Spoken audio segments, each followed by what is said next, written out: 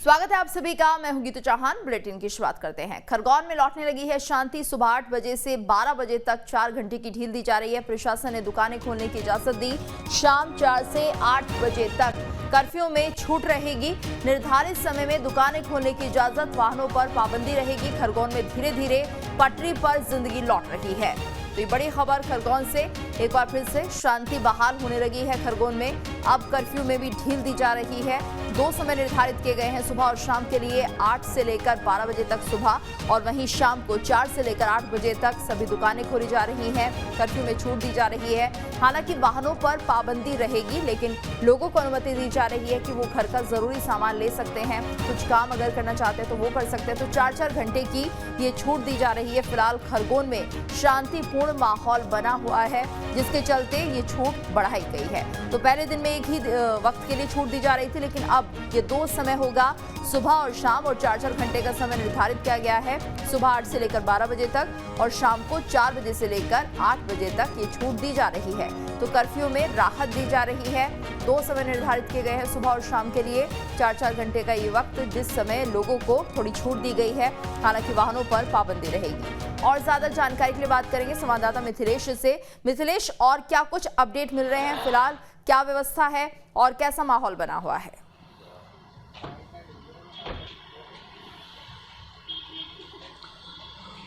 देखिए, खरगोन की अगर स्थिति को देखा जाए तो अब जनजीवन समान हो रहा है। वापस से जिंदगी पटरी पर लौटती हुई नजर आ रही है।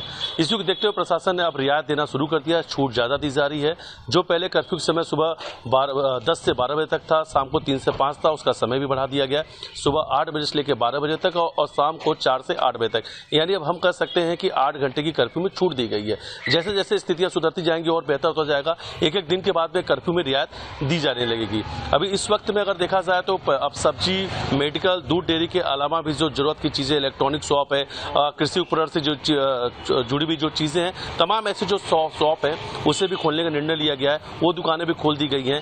हालांकि अब आपको खरगोन के अगर शहरों की बात की जाए तो आपको चहल पहल देखने को मिलेगा। जनजीवन समान हो चुका है। अब लोग हिंसा के बाद की जो तस्वीर है, अब लोग कहीं ना कहीं से उससे बाहर आना चाहते हैं। अब वो वापस अपने कामों पर लौटना चाहते हैं, वापस अपनी दिनचर्या पर लौटकर अपनी वापस उस जिंदगी को जीना चाहते हैं जो रामनवमी के पहले जीते थे। अब लोगों का भी ये कहना है कि अब इस शहर के अंदर अमन चाहते हैं, शांति चाहते हैं, और जो सौहार्द, हम भाई एकता की बात करते हैं, वो वापस से एक बार फिर से खरगोन से देखने को मिले।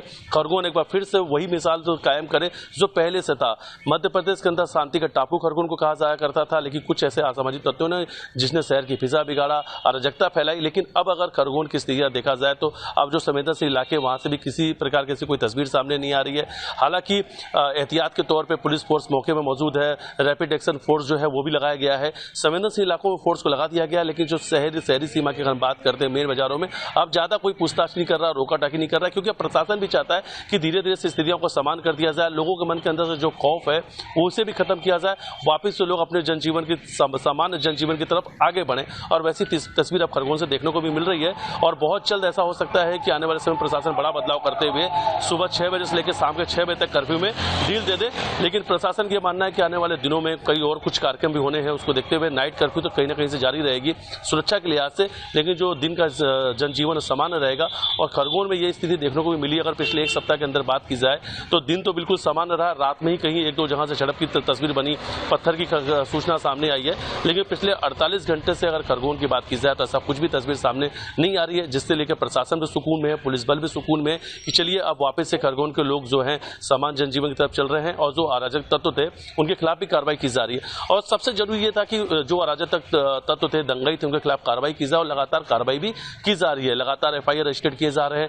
150 के आसपास लोग गिरफ्तार कर लिया गया है। जो आसपास जाकर दंगाई जो आसपास से ग्रामीण क्षेत्रों में छुप गए थे, उन्हें भी पुलिस धर पकड़ के लेके आ रही है। लोगों की पहचान की जा रही है, शिनाख्ती की जा रही है। चाहे वो हिंदू वर्ग के लोग हैं, चाहे मुस्लिम वर्ग के लोग हैं, धर्मगुरु सामने आ रहे हैं, पुलिस के साथ बैठक कर रहे हैं। सभी पक्ष अब ये चाहता है कि वापस से खरगोन की शांति लौटे, हम एक शांति के साथ में अपने जनजीवन को जी सके। और बार बार लोगों से, धर्मगुरु हो चाहे पुलिस प्रशासन हो, चाहे यहाँ का एडमिनिस्ट्रेशन हो, हर कोई ये लोगों से अपील कर रहा है कि अफवाहों में बिल्कुल ध्यान नहीं दे। अब वापस से जो खरगोन की स्थिति उसे हमें सामान्य करना है, जनजीवन बेहतर करना है, क्योंकि अब जो दंगाई थे उनको जो हिंसा को अंजाम देना था वो दे चुके।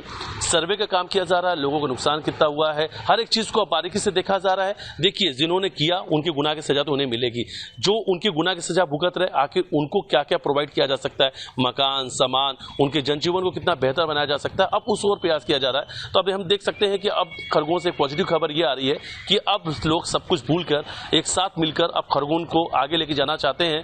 हर कोई अब इस बात को कह रहा है कि उनका कोई मजहब नहीं था, ये लोग जो हैं इंसानियत गुनहगार थे, समाज के जो दंगाई हैं वो किसी के अपने नहीं हुए हैं। इनका मकसद ये होता है शहर की फिजा खराब करना, दंगा फैलाना, अराजकता फैलाना, और इनके आकाओं का भी मकसद यही था।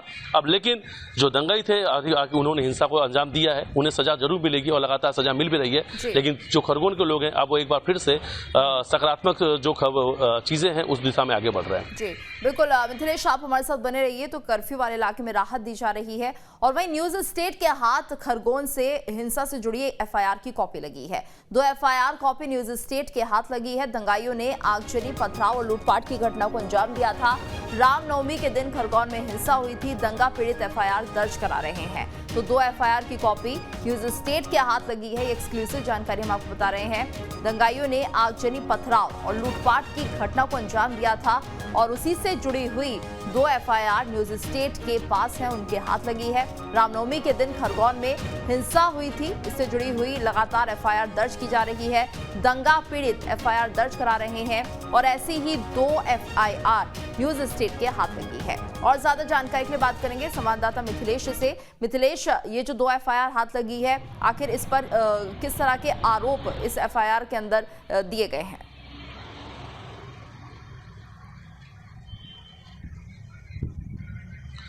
देखिए, इस एफआईआर में जिस घटना का विवरण किया गया है, न्यूज स्टेट की टीम ग्राउंड जीरो से पहले दिन से मौजूद है।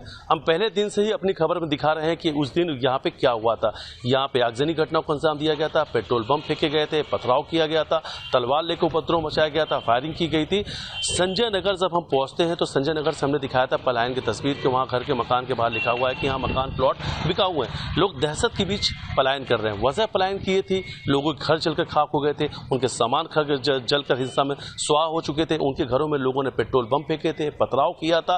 अब उस दहशत के बीच वो वहां नहीं रहना चाहते। 1992 से दंगा जब भी हुआ है, संजय नगर में सबसे ज्यादा आग लगाई गई है। वहां के लोगों का कहना है कि जब भी हम दंगे से निकलते हैं, जीवन भर की पूंजी लगा के हम अपने आप को खड़ा करते हैं, स्टैंड करते हैं, लेकिन कुछ दंगाई आते हैं और फिर से दंगा करते हैं और हमारा सब कुछ तबाह कर देते हैं। लेकिन अब हम नहीं रहना चाहते संजय नगर में। तो हर एक उन बातों का उल्लेख उस एफआईआर में किया गया जो न्यूज स्टेट की टीम ग्राउंड जीरो से लगातार बताती जा रही है। हमने शुरू दिन से कहा था, यहाँ पे जो भी उपद्रवी थे, जो भी दंगाई थे, सब कुछ प्लानिंग हिस्सा के तहत उन्होंने अंजाम दिया। उनके जो आकाएं हैं, जो वो चाहते थे, उन्होंने उनके मंसूबे को अंजाम दिया है। तो देखिए, उसमें पत्थर भी है, आगजनी की घटना को जो पेट्रोल पंप से दिया गया है, तलवार जो लहराई गई है, जो फायरिंग किया गया, हर कुछ वहां पे दंगा पीड़ित एफआईआर में बता रहे हैं। एफआईआर में मेंशन हो चुका है। अब हम कह सकते हैं कि जो हमने कहा था वो कानूनी कार्रवाई में बदल चुका है, कानूनी दस्तावेज बन चुका है, उस आधार पर कार्रवाई की जा रही है। एफआईआर में नाम लोगों के लिख लिया गया है। उन लोगों को जब पकड़ा जाएगा या जिन्हें अरेस्ट कर लिया गया, जो 40 से 50 अज्ञात लोग हैं, उनकी पहचान करके भी उन्हें अरेस्ट किया जाएगा। जी